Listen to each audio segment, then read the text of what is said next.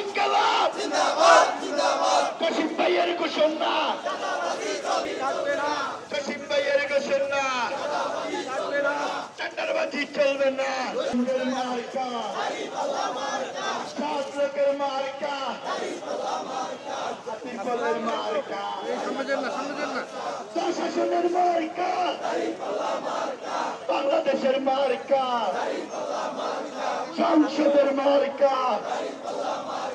নারে তাকবীর, নারে তাকবীর, ইনকিলাব ইনকিলাব, ইনকিলাব ইনকিলাব, ইনকিলাব ইনকিলাব। আপনারা জানেন আগামী 12ই ফেব্রুয়ারি আমাদের জাতীয় সংসদের নির্বাচন। গোটা জাতি এই নির্বাচনে ভোট দেওয়ার জন্য উন্মুখ হয়ে আছে, বিশেষ করে তরুণ সমাজ। 2014 সালে ভোট দেওয়া সম্ভব হয়নি। 18 সালে রাতেই দিনের ভোট শেষ করে নিয়েছে। 24 হয়েছে দাবি নির্বাচন।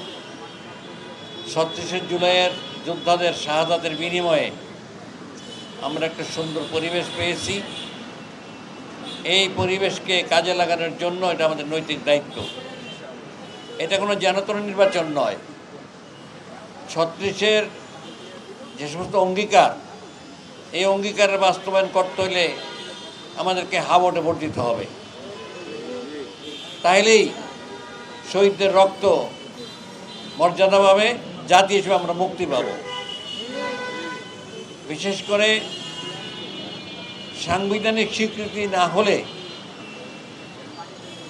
জুলাইয়ের যে স্মারক প্রস্তাবনা, এটা বাস্তবায়ন সম্ভব হবে না। এই জন্য আপনারা স্বতঃস্ফূর্তভাবে এলাকাবাসীকে, আপনাদের ভাই বোন আত্মীয় স্বজন সবাইকে নিয়ে ভোট কেন্দ্রে যাবেন, সাথে দাঁড়িপাল্লার পক্ষ ভোট দেবেন। আমরা বিশ্বাস করি দাঁড়িপাল্লা জামাত ইসলামী মনোনীত, একাদশ সমর্থিত সব আসনেই আমাদের প্রার্থীরা বিজয়ের ব্যাপারে আশাবাদী, আল্লাহর মেহেরবানি। বিশেষ করে অতীতের নির্যাতন, নিপীড়ন, চাঁদাবাজি, জুলুমবাজি, সন্ত্রাস, ব্যাংক ডাকাতি, এই সমস্ত কারণে মানুষ অত্যন্ত ক্ষিপ্ত হয়ে আছে।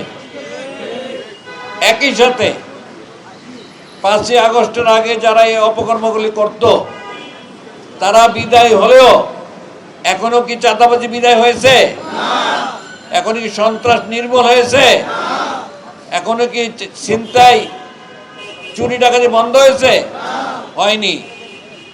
এবং আমরা বিশ্বাস করি এলাকার সচেতন জনগণ এটা দেখেছে, জামাতের কোনো নেতা কর্মী চাঁদাবাজি করে না, জামাতের মধ্যে কোনো দুষ্কৃতিকারীদের অবস্থান নাই। এলাকার সমস্যার সমাধানে জামাতের নেতাকর্মীরা আন্তরিক, সঙ্গত কারণেই আমরা আশা করতে পারি জামাতের পক্ষে জনগণের রায় আসবে ইনশাআল্লাহ। প্রাসঙ্গিক একটি কথা বলতে চাই, দাঁড়িপাল্লার জোয়ার দেখে কারো কোনো মাথা খারাপ হয়ে গিয়েছে, আবল তাবল বলা শুরু করে দিয়েছেন, আমাদের নির্বাচনের ওয়ার্কারদের উপরে হামলা শুরু করেছে। ইতিমধ্যেই ময়মনসিংহে আমাদের একজন ভাইকে শহীদ করা হয়েছে।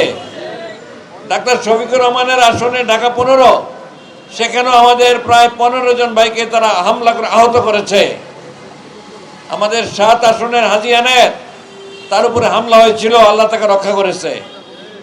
সারা বাংলাদেশে তারা অপপ্রচার চালিয়ে তার হিজাব পরে তাদেরকে অপমান করা হয়েছে, হামলা করা হচ্ছে, রামদা দিয়ে আঘাত করে মাথার মধ্যে কেটে ফেলেছে।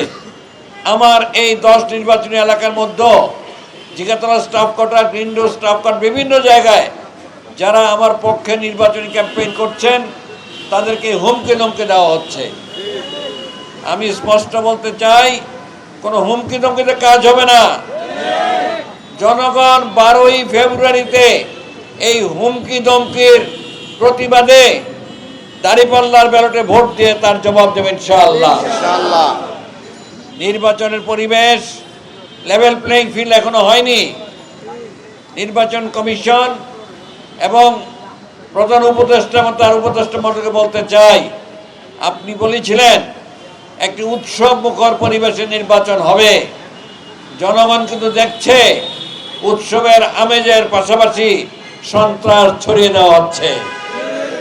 সুতরাং অনতিবিলম্বে এই দুষ্কৃতিকারীদেরকে গ্রেপ্তার করতে হবে, আইনের আওতায় আনতে হবে, জনগণকে আশ্বস্ত করতে হবে নির্ভয়ে নির্বিঘ্নে তারা ভোট দিতে পারবে। আর আপনাদের মাধ্যমে আমার অনুরোধ, জনগণকে আশ্বস্ত করুন, কারণ 5ই আগস্টের জুলাইয়ের বিপ্লবের অন্যতম শক্তি ছিল জনশক্তি।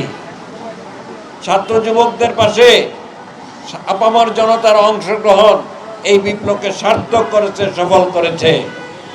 জনগণ যদি ঐক্যবদ্ধভাবে ভোট কেন্দ্রে থাকে, এই সন্ত্রাসীরা অন্যায় আচরণ করতে সাহস পাবে না ইনশাআল্লাহ। তাই জনগণের অধিকার প্রয়োগের জন্য জনগণকে ঐক্যবদ্ধভাবে সচেতন করুন। প্রতিটি এলাকায় কম বেশি সমস্যা আছে। আমার এখানেও সমস্যার অন্ত নেই। একটু বৃষ্টি হলেই রাস্তাঘাটে পানি তলিয়ে যায়, গ্যাসের সংকট, তীব্র সংকট, তীব্র যানজট। যেই যানজটের কারণে ঘন্টার পর ঘন্টা যাত্রী রাস্তায় দাঁড়িয়ে থাকতে হয়। ড্রেনগুলি পরিচ্ছন্নভাবে পরিষ্কার না করার কারণে নোংরা পানি উপরে উঠে যায়। ছিনতাই, চাঁদাবাজি, কিশোর গ্যাংয়ের অত্যাচারে আমাদের অভিভাবকরা অতিষ্ঠ। এমন একটা রাজধানীর গুরুত্বপূর্ণ স্থান, যেটাকে রাজধানী বলা হয়, সেইখানে অব্যবস্থাপনা।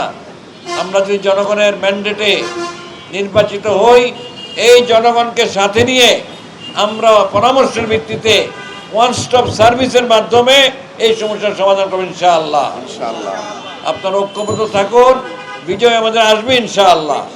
আমি এই ব্যাপারে অত্যন্ত আশাবাদী, জনগণের রায়ের প্রতি অত্যন্ত শ্রদ্ধাশীল। সবাইকে ধন্যবাদ।